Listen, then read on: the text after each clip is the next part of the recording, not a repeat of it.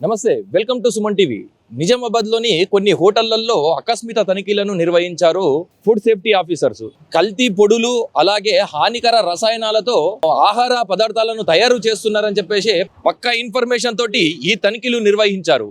ఇక నిజామాబాద్లో కొన్ని హోటళ్లలో ఆకస్మిక తనిఖీలు చేసి అక్కడ ఉన్న ఫుడ్ గానీ అలాగే చికెన్ గానీ ఇటువంటి పదార్థాలను తనిఖీలు చేయడం జరిగింది. ప్రముఖ హోటల్లో ఆహార కల్తీ నియంత్రణ విభాగం అధికారులు సోమవారం రోజు ఆకస్మికంగా తనిఖీలు చేపట్టారు. పలు హోటల్లో పరిశుభ్రత లోపించడం పైన ఆగ్రహం వ్యక్తం చేశారు. నిర్వాహకులకు జరిమానాలు విధించి కేసులు కూడా నమోదు చేశారు.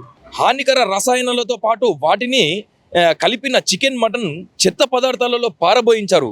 ఇంకొన్ని చోట్ల పచ్చి మాంసం నిల్వల విషయంలో నిర్లక్ష్యాన్ని గమనించారు. కుళ్ళిపోయిన చికెను, మటన్ని కూడా వాళ్ళు చెత్తబుట్టలో పారవేయడం జరిగింది. అలాగే ఇటువంటిది ఇంకొకసారి రిపీట్ అయితే మట్టుకు హోటల్ మీద యాక్షన్ తీసుకుంటామని చెప్పేసి కూడా వాళ్ళు చెప్పడం జరిగింది. ఇక ఈ హోటల్ యజమానుల పైన కేసులు నమోదు చేసి వాళ్లకు ఫైన్లు కూడా విధించడం జరిగింది. ఇక నివేదిక ఆధారంగా బాధ్యులపై కూడా చర్యలు తీసుకుంటామని చెప్పేసి నిజామాబాద్ జిల్లా నివేదిక ఆధారంగా బాధ్యులపై కూడా చర్యలు తీసుకుంటామని చెప్పేసి ఆహార భద్రతా అధికారి సునీత తెలపడం జరిగింది.